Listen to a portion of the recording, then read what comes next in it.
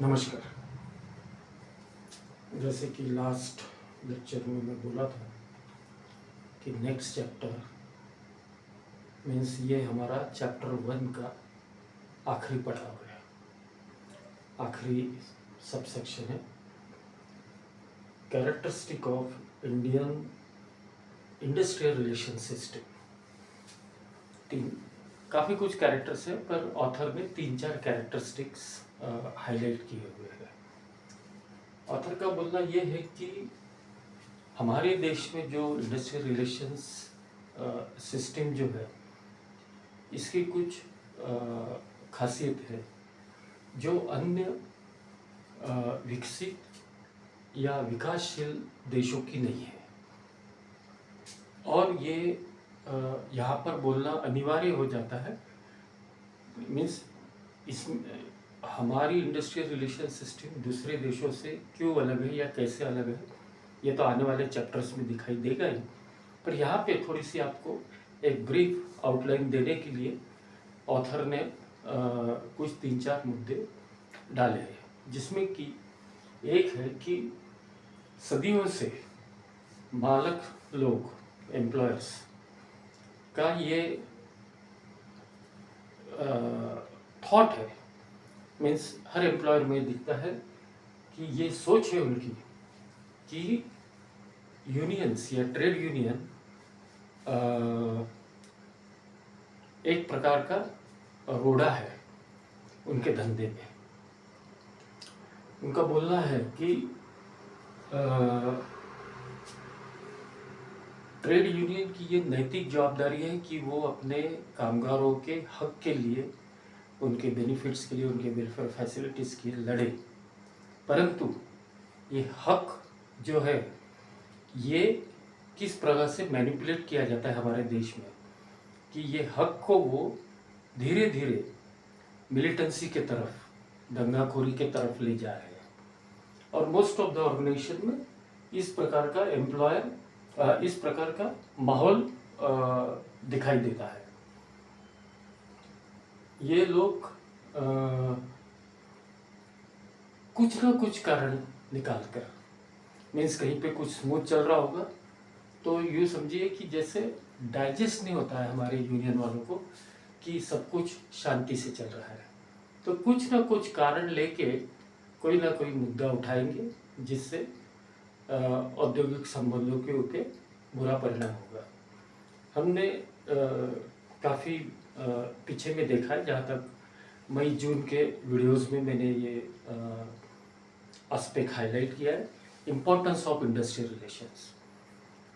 हमने definition of industry देखी, जिसमें सुप्रीम कोर्ट ने बंगलोर वाटर वर्क्स में जजमेंट दिया है कि कोई भी सिस्टमेटिक एंड ऑर्गेनाइज एक्टिविटी कामगार और मालक के कोऑपरेशन से एक तो गुड्स मैन्युफैक्चर करेंगे या सर्विसेज देंगे। ये मायना नहीं रखता है कि उस धंधे में किसी प्रकार की लागत लगाई गई है या नहीं। और दूसरा, वो जो धंधा है, जो बिजनेस है, वो इंडस्ट्री है या सर्विसेज है, उससे किसी को किसी प्रकार का प्रॉफिट हो रहा है या लॉस हो रहा है, ये कोई मायने नहीं रखता। तो हमने इंडस्ट्री की डेफिनेशन देखी। हमने ये भी देखा कि इंडस्ट्रियल रिलेशंस का इम्पोर्टेंस क्या है, क्यों इतना महत्व है इंडस्ट्रियल रिलेशंस का। सबसे पहला है कि कोई भी अपना उद्योग डालता है तो उसके दिमाग में एक ही थॉट रहता है कि ये उद्योग मेरा 25-50 साल 100 साल चलेगा। वो कब चलेगा? जब समाज को कंटिन्यूस सप्लाई मिलेगा उस प्रोडक्ट का। यदि उस प्रोडक्ट का कंटिन्यूस 100 साल सप्लाई मिला तो जो कस्टमर है वो उस प्रोडक्ट के प्रति लॉयल रहेगा और नेचुरली फिर इंडस्ट्री चलेगी उतने साल। दूसरा कि वो लोग जो काम करना चाहते हैं, काम करने के लिए जिनका सिर्फ एक उद्देश्य है अपनी रोजी रोटी कमाना, उनको प्रोटेक्शन देने का, उनका मोरल बिल्डअप करने का, इसके लिए। तीसरा इम्पोर्टेंस इसलिए है कि रिजेक्शंस कम हो। चौथा कि प्रोडक्टिविटी बढ़े। पांचवा कि हम कुछ नई योजनाएं हमारे कामगारों के लिए ला सकें कि जिससे वो और सकारात्मक रूप से कंपनी के लिए काम करेंगे। पर ये पूरे प्रोसेस में कहीं ना कहीं कुछ ट्रेड यूनियंस कोई ना कोई मुद्दा लेके डिस्टर्बेंस करने की कोशिश करते हैं। इसलिए एक थॉट बन गया हमारे देश में कि ट्रेड यूनियन यदि बनी या आई तो वो मालिक के धंधे में करोड़ा बन के रहेगी। और सभी ट्रेड यूनियंस ऐसी नहीं होती है। कुछ लोगों के अपने सिद्धांत है, उस सिद्धांत के ऊपर चलते हैं और उन कंपनियों में उन एम्प्लॉयर्स की तरफ बड़े सौजन्य से कई सालों से बिजनेस चल रहा है, लोग खुश है, यूनियन अपना रोल अदा कर रही है, मालिक अपना रोल अदा कर रहा है और सब कुछ पीसफुल है। लेटेस्ट एग्जांपल देखा जाए तो अभी Soni India limited, Samsung India limited की केस हुई है, जहाँ पे सिर्फ उनका रिकॉग्निशन नहीं दिया गया। तो यूनियन ने यूनियन इस प्रकार से बनाई कि जिसमें कोई भी मालिक चिढ़ेगा, एकदम चिढ़ेगी। यूनियन का नाम क्या है?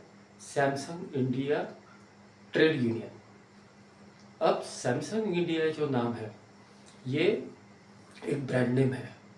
ये ब्रांड नेम कॉपीराइट और ब्रांडिंग और ट्रेडमार्क के अंडर में आता है। इस ब्रांड का या इस नाम का हम तब तक उपयोग नहीं कर सकते जब तक हम उस कंपनी से फॉर्मल रिटर्न परमिशन नहीं लेते। और उन्होंने ऐसी यूनियन बनाई, सैमसंग इंडिया ट्रेड यूनियन। इससे क्या प्रदर्शित होता है? जो स्टेक होल्डर्स है, समाज में क्या प्रदर्शित होता है? समाज में ये प्रदर्शित होता है कि सैमसंग इंडिया इलेक्ट्रॉनिक गुड्स तो बना रही है पर ट्रेड यूनियन का एक नया धंधा शुरू किया है। वो नाम यदि चाहती यूनियन तो Samsung India workers trade union ऐसे रख सकते थे। वो चल गया रहता तो सब कुछ व्यवस्थित चल रहा था। ये एक नाम इन्होंने जोड़ दिया, पूरा डिस्टर्बेंस हो गया। उनकी डिमांड क्या चल रही थी कि उनकी कई सालों से उस कंपनी में लार्जेस्ट मेंबरशिप है। तो क्योंकि सेंट्रल एक्ट में वो कंपनी आती है तो जहाँ पे इंडस्ट्रियल डिस्प्यूट एक्ट बोलता है कि जहाँ लार्जेस्ट मेंबरशिप है उस ट्रेड यूनियन को रिकॉग्नाइज एजेंट या बार्गेनिंग एजेंट डिक्लेयर किया जाए, जो मैनेजमेंट नहीं कर रही थी। हो सकता है उनके अपने कंस्ट्रेंट्स हो, पर उनके ऊपर प्रभाव लाने के लिए, दबाव लाने के लिए इस प्रकार का यूज़ किया। तो नेचुरली कोई आदमी यही सोचेगा कि अरे यार यूनियन बनेगी तो साला ये न्यूसेंस बढ़ेगा। और हिस्ट्री में देखोगे आप कि मोस्ट ऑफ द ऑर्गेनाइजेशन जहाँ पे यूनियन बनी वहाँ पे उस यूनियन को तोड़ने के लिए, उसको दबाने के लिए मालक लोगों ने दुनिया भर के प्रयोग किए। जहाँ पे यूनियन कमजोर रही वहाँ पे वो टूटी भी है, गायब भी हो गई।